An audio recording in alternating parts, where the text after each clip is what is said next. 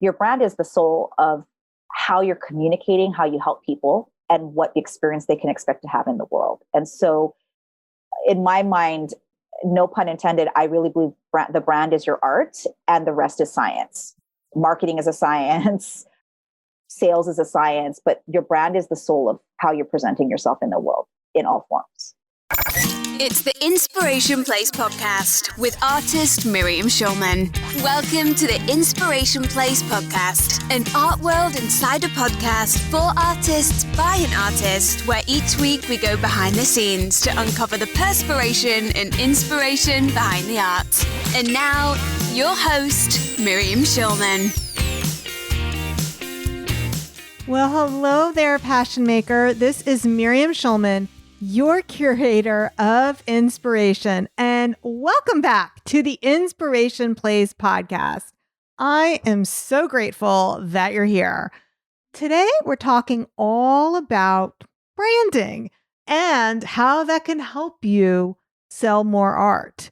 Today's guest is a San Francisco Bay Area-based brand building and leadership expert who gets entrepreneurs or artpreneurs like us seen, heard, and paid for being themselves. She's the creator of the Master Brand Method, a framework to develop powerful brand archetypes that win customers' hearts, leveraging her 20 years of corporate experience and her launching of multiple companies.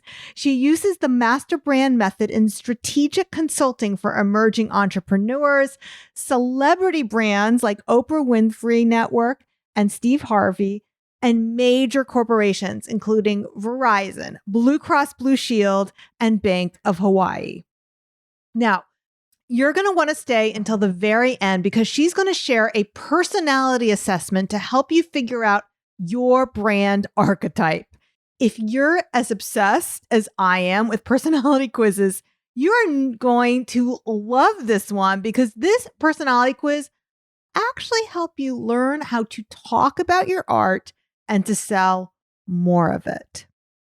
Please welcome to the Inspiration Place, Jennifer Kem. Well, hey there, Jen. Welcome to the show. Oh, I'm so excited to be here. Thanks, Miriam. Well, first of all, before we get into all the juicy stuff today, I wanted to ask you about one of the traditions that I saw you posting on your Instagram page. I loved seeing your family gathering, serving the food on banana leaves. Can you tell us more about that? Oh, yeah. I love that you're asking about that. So that's what we call, I'm Filipino by ethnicity. And in our culture, we have something we call a food boodle, or a way to gather where you eat with your hands. Because back in the day, our ancestors' time, they didn't use cutlery. And if you have a Filipino grandma, you know that your Filipino grandma is probably not using cutlery either to eat their rice and food. And so a food boodle is where we make a bunch of ethnic cuisine and we make a bunch of white rice and we put it on banana leaves on a long table and we eat together from the middle of the table. And so it was something that I never got to host before, but I've been to other relatives' food boodles. So it was exciting for me to host my first one. And yeah, it was so much fun. We're going to now make it a quarterly tradition in my family.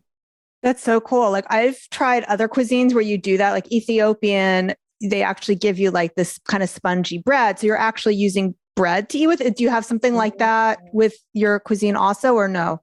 The banana leaves, actually, you can take the banana leaf and then like kind of scrunch it together and eat it with your fingers. So do you eat the leaf or do you just use that as a utensil? You use it as a utensil. Okay. But we also really don't use it at all. We just literally, I think the other thing or the mechanism or the vehicle for food is the rice because it's sticky. So yeah, you can sop up things with the rice and you kind of put it into a ball and eat it that way too. Like so almost like a rice dumpling.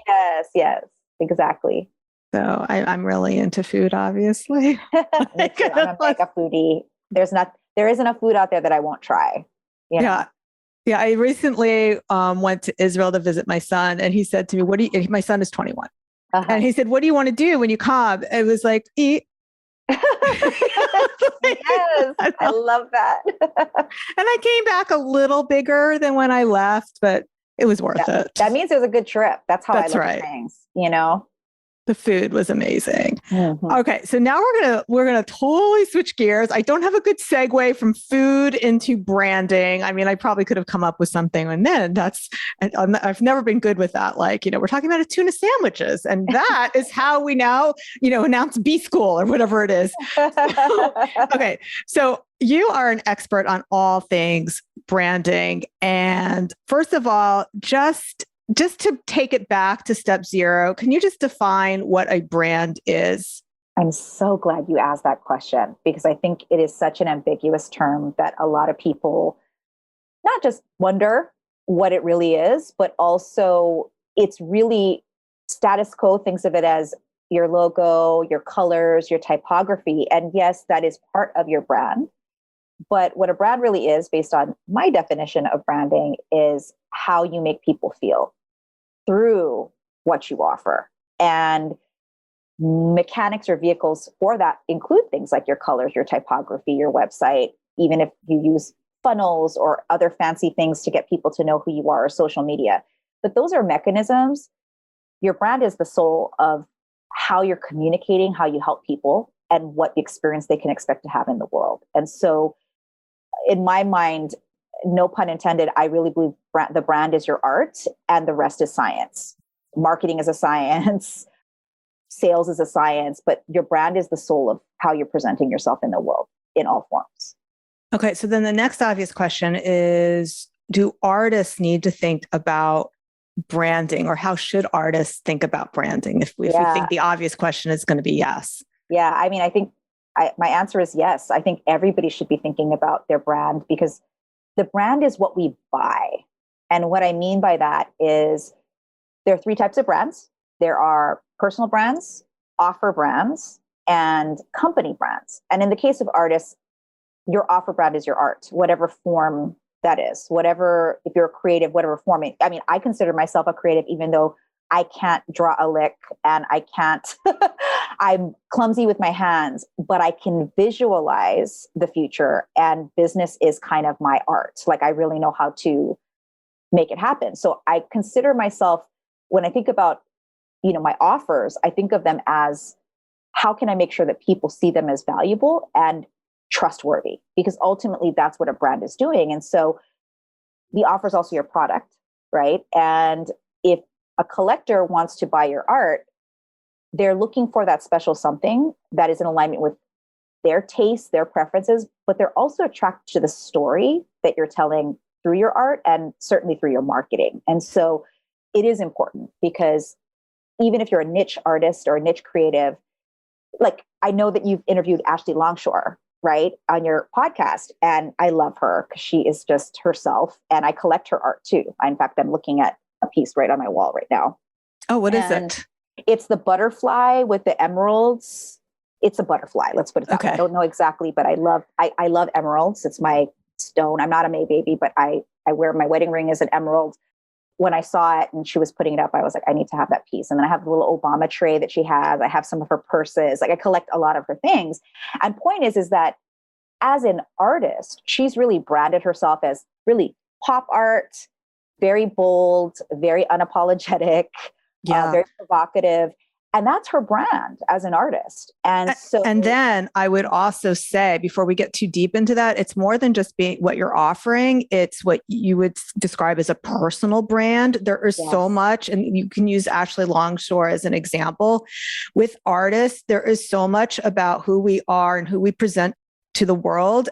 So I see that artists are both a offer brand and very much a personal brand, because it's very difficult to separate the art from the artist. Absolutely. 1,000,000%. The art is your output, but the personal brand, the who you are, that's really what the collector is aligning and resonating with, right? I mean, think about yourself. I mean, there's a million artists who do butterflies. Yes. So why an Ashley Longshore butterfly?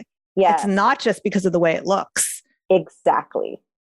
Her values are aligned with mine. And that's what a brand too is. It's speaking your values to the world through, again, your art and your messaging. And when we talk about brand, a lot of people assign marketing to brand, which marketing is part of branding, but it's actually more about messaging than it is about marketing. And so I think that's a real important distinction when you think of brand. That's beautiful. That is so good. Okay.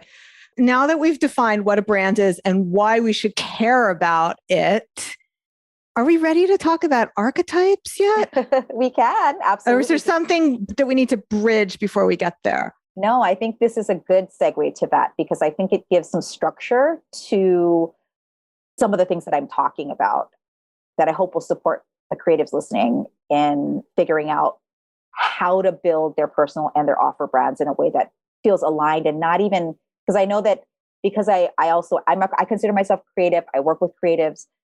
The making money part can be the struggle of the conversation or feeling like we have to put ourselves out inauthentically in order to make money. And one thing that I love about brand archetypes is it gives you a structure to feel more confident in how you're messaging yourself. So shall I just go into what it's all about? Yeah. So first of all, what is an archetype? Yeah. So I didn't make up the term. It was first coined by Carl Jung, the socio-psychologist, Jung. And he also, if you're into taking personality assessments, he's the godfather of the Myers-Briggs assessment. He defined archetypes as the characters by which society is inspired by. It's the heart of, even if you've heard about the hero's journey in storytelling, the hero is one of the archetypes that Carl Jung identified. And so there's 12 archetypes and their archetypes are everything. Like I like to say, if you think of a thought leader, that's an archetype of a thing. Okay. But when we talk about Jung's archetypes, there are 12 that he coined.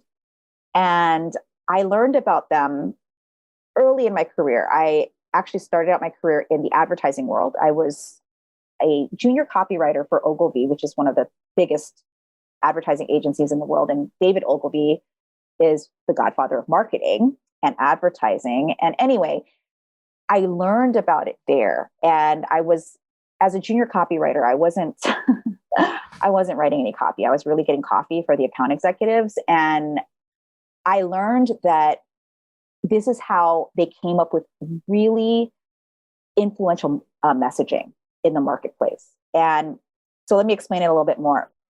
And I think I should do it through brands. Can I do that? Because I think it'll make it easier. Yes. Okay. So I think of two brands that we all know are Coca-Cola and Pepsi, right? And so I'm going to use them as examples.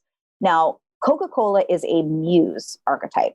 Okay. They're a muse archetype. And the muse archetype's main thing that it wants in the character that it's trying to express and message is nostalgia, childlike wonder, harkening back to a time that is beautiful, fun, and delightful.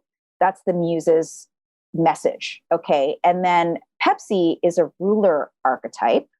And the ruler archetype is more about, frankly, ownership, command, the top of the food chain, ruling over others. And the ruler archetype also uses celebrity a lot in their marketing. So if you look at Pepsi's advertising, typically you'll see that they've had Britney Spears and Michael Jackson, and a lot of celebrities have been behind their brand.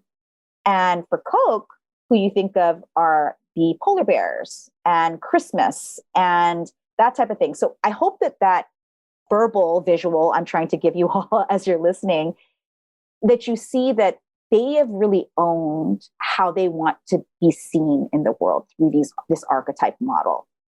And they've been consistent with it. And so archetypes are used in branding to be able to establish the character that you want to be seen as. And that character is authentic to you. It's not, you're just making it up and wanting to create this superficial character. We talked about Ashley Longshore.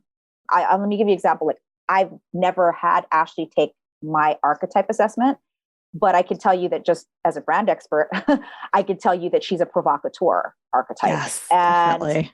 The provocateur they're funny.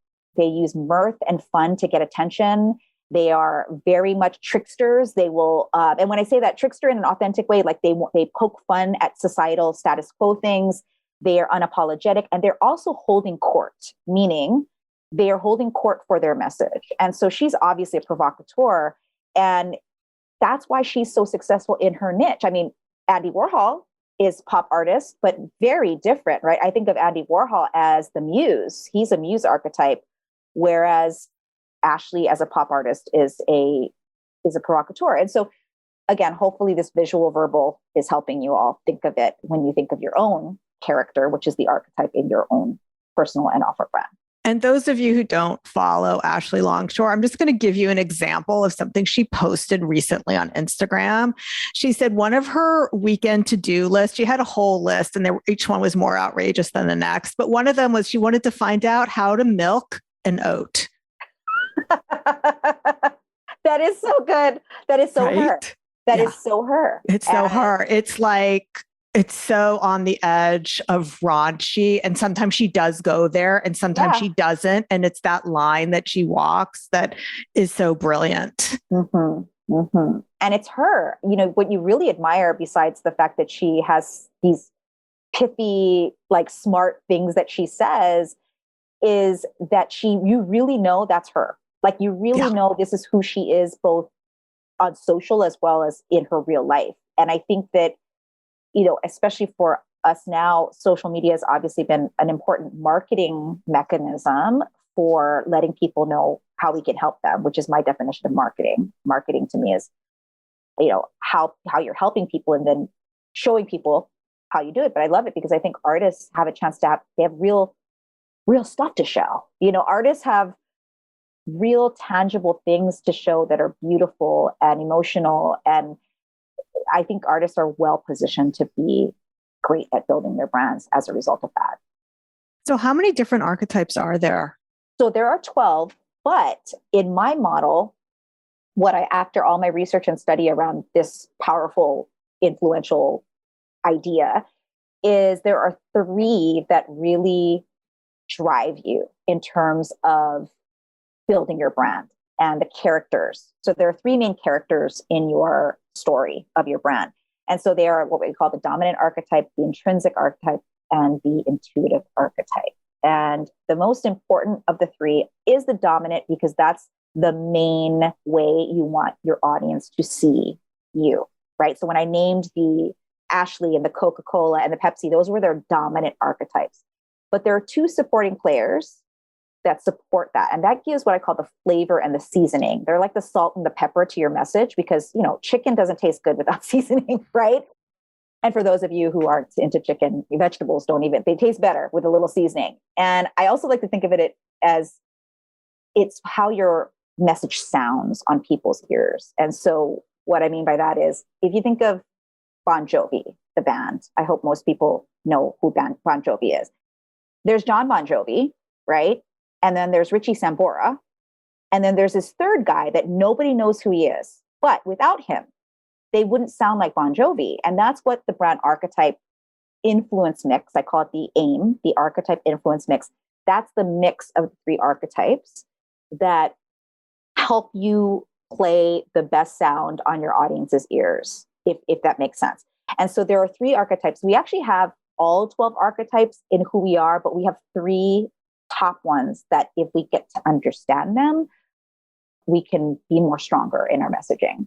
Okay. So with your assessment, it will spit out 3 different archetypes. Yes. It'll give you the full reports on how to use it, how to take a look at some of the language that you're using inside of your marketing and on your website, maybe even the way that you express how your art feels to people. And so, yes, so I'm excited because we're going to give that assessment to your listeners. Okay, let's not make them wait. Okay.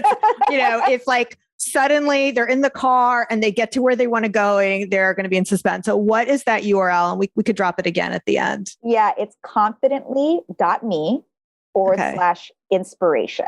So confidently.me/inspiration. And let me just tell you this, if you are driving or you stop on the side of the road because you get so excited by this conversation, I ask you for 2 things when you take this assessment. Number 1, it is a real assessment. It's a psychological diagnostic that I created in conjunction with the University of Monterey. It's over 10 years that it's been out here. It's not some type of clickbait, what's your Disney princess kind of quiz. It's not one of those things. It's an actual assessment. So because of that, these 2 things. Number 1, it's going to take you about 15 minutes to do. It's not some wham, bam, thank you, ma'am kind of quiz. All right. Number 2, you want to take it when you don't have a lot of distraction, and you want to take it from a place of your present self. Don't take it from you imagining your future self. That's really important in order for that to happen. And these instructions are in the Archetype Assessment, but I like to say them because I know you are getting excited, because I got excited whenever I hear about a personality test I could take. But I just wanted to make that point that it's a real assessment. And by the way, I am obsessed with personality tests, and I make my entire team take them whenever I find them. Like I know every single, like the Gretchen Rubin 4 tendencies, all my team, the Kobe, the Myers-Briggs. And then we even put like the answers for each team member in Asana, so I can look it up. Oh yeah, she's a this or whatever, or he's a that. So that's awesome. Okay. So this is what I am challenging all the listeners to do. Go to confidently.me/inspiration, take the assessment. And what I want you to do is, when you find out what your archetype is, tag me and Jennifer on social media. I would love that. So yes. I'm at Schulman Art. And Jen, what is your social media handle? Yep. On Instagram, I'm at Jennifer.Kem, Kem. Okay. So we'll make sure the link to the assessment and the link to our social media handles are all in the show notes, which you're going to be able to find at schulmanart.com/188. This was so much fun. Jennifer, do you have any last words for my listeners before we call this podcast complete? Well, I just want to say that creatives heal the world. I really, truly believe that. And in fact, on the archetype note, as a brand expert and a brand futurist, I get asked by a lot of media, what does the future of business and small business look like? And I said that the future is the creator archetype. The creator archetype is one of the archetypes of the 12. Now, as an artist, as you heard with the Ashley example that we keep bringing up, Ashley Longshore, she's not a creator archetype as her dominant archetype. It might be in her mix, but it's definitely not her top archetype. So being a creator doesn't just mean, oh, I must be a creator archetype. You actually might be surprised that you're not a creator archetype.